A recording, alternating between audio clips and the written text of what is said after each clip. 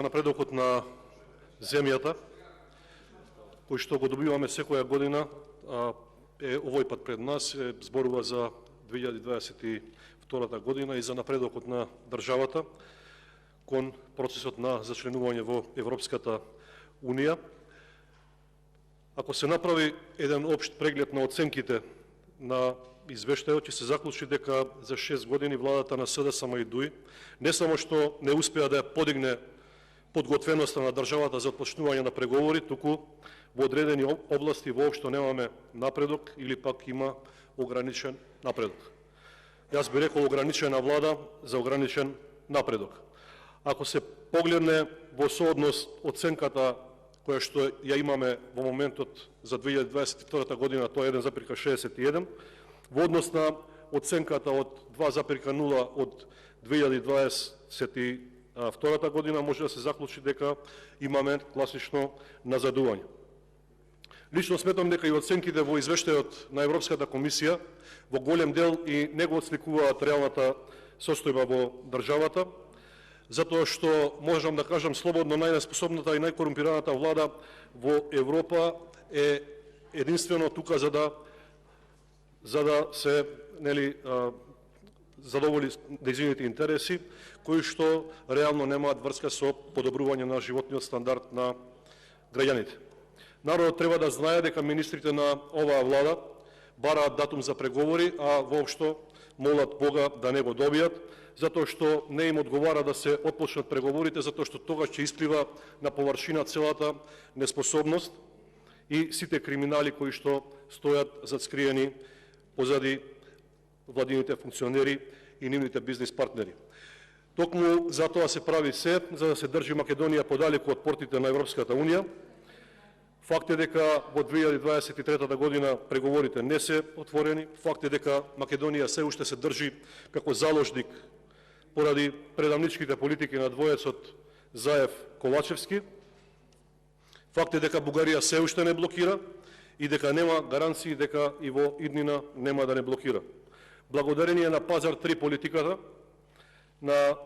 премиерот Ковачевски и Османи, на патот кон Македонија, на Македонија кон Европската Унија стојат билатерални односи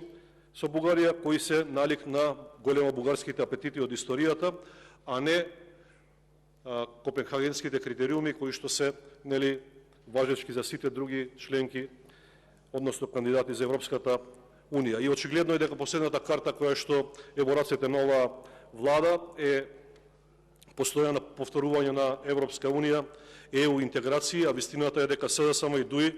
не ја подготвија Македонија да се доближи до копенхагенските критериуми и во суштина ништо не се работи за подигање на подготвеноста на системот. Народот никогаш не бил поподелен, дури 80% од македонскиот народ се против уставните измени. Државата се распаѓа, живееме се полошо, сиромаштија, криминал, корупција, убиства, скандали, афери кои сериозно го рушат системот и довербата на граѓаните. Извештајот за напредокот ги покрива сите области, но јас би сакал да се задржам на владењето на правото, правосудството, борбата против корупцијата во Република Македонија, каде што и покрај умерениот тон во извештајот сметам дека владата на Ковачевски целосно потврди и дозволи корупцијата и криминалот да станат синоним за владењето на СДСМ и ДУИ. Македонија, за жал, се претвори во Колумбија од годините на Пабло Ескобар со неспособни министри, обвинители со сомнително потекло, крими политичари кои се богатат преку грбот на народот, бандити, недопирливи дилери на дрога, криминалци кои што убиваат среде бел ден и исчезнуваат без трага, дојави за бомби по училиштата, хаос, страф и паника и сиромаштија помеѓу народот. За жал, голем придонес во ова има и Министерството за внатрешни работи, кое е целосно партизирано и заробено од кадри на СДСМ и ДУИ, кои наместо да ги откриваат криминалот и да се борат против криминалците, тие стануваат ортаци со нив. Нема мерит систем, нема интегритет, нема почитување на условите за работа во МВР, кој треба да се во кој единствено се вработуваат партиски војници и лица со криминално минато. Поранешни градоначалници поранешни пратеници, синови, ќерки, сопруги и сопрузи на функционери на СДСМ и дуи се вдомуваат во МВР на високи функционерски места. Правосудниот систем во државата има премногу слабости, бавни и долги процеси, премногу отворени индици за влијание од позиција на моќ, политичко влијание, индици за инсталации во правосудниот систем кои испорачуваат неправда, наместо правда, политички прогон и пресметка со политички неистомисленици. Интересно е што дури и поранешни функционери кои што беа на високи функции во правосудниот систем, како што беше со поранешната претседателка на Републичкиот судски совет, која што поднесе оставка од функцијата, директно обвинуваат за влијание на судско бизнис елити врз судскиот совет и дека се обструираат и намерно се одолговлекуваат внатрешните процеси во советот. И ден денеска за овие скандали никој не покренува истрага, јавноста останува без информации за тоа што точно се случувало, кои се тие бизнис инсталации кои што го диригираат правосудниот систем. Понатаму не може да имаме напредок и реформи се додека има скандали како оној кога за генерален секретар на судскиот совет е избрана Весна Толева, додека нејзиниот сопруг Наце Толев е возач на претседателката на судскиот совет Весна Дамева. Понатаму во извештајот на Европската комисија е нотиран и скандалот со суспензијата на шефицата на организиран криминал, во која клучна улога одигра обвинителот Јовески, кој наместо да ги гони криминалците тргна во отворена војна и скандалозно ја елиминира поранешната обвинителка Рускоска. Очигледно дека и тука се работи за скривање на криминал, на високи на функционери и нивни блиски и да се спречи исходот на некоја истрага. Сакам да подсетам исто така дека наместо Рускоска на чело на организиран криминал дојде Ислам Абази од Зајас, кој беше фотографиран со скоро сите функционери на ДУИ, кој според него не ги познавал лично, дури не го познавал и Али Ахмет, иако и двајцата имаат куќи во Зајас. На ова остро реагираше и американската амбасадорка Агелер, која што изјави дека политичкото мешање нема место во овие постапки и дека оние што би се вмешале преку вршење на притисок, закани коруптивни сделки на мала врата треба да бидат повикани на одговорност. Досега не видовме дека некој е повикан на одговорност, но и за одговорноста еден ден ќе дојде на дневен ред.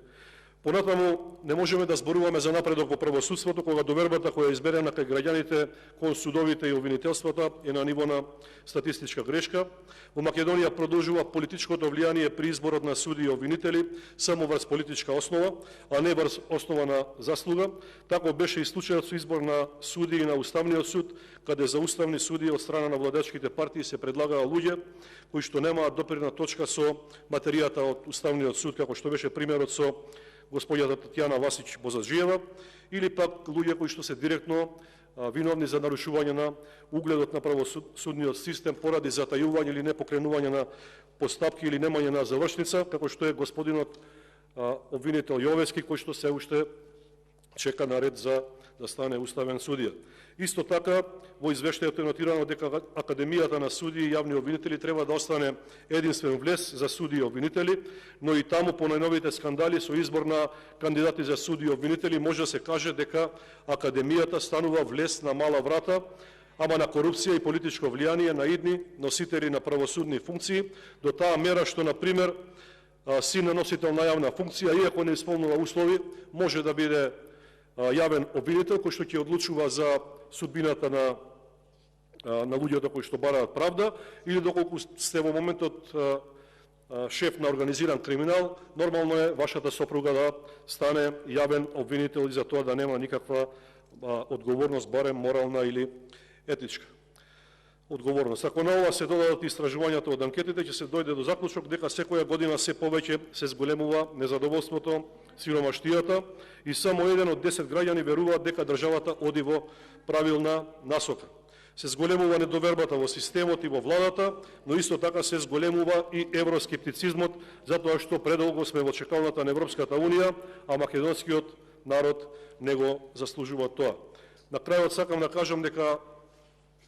оваа влада нема капацитет да не внесе ниту да ги отпочне преговорите со Европската Унија и дека е многу важно да се случат изборите што е можно поскоро, за да дојде на власт нова влада која што ќе го направи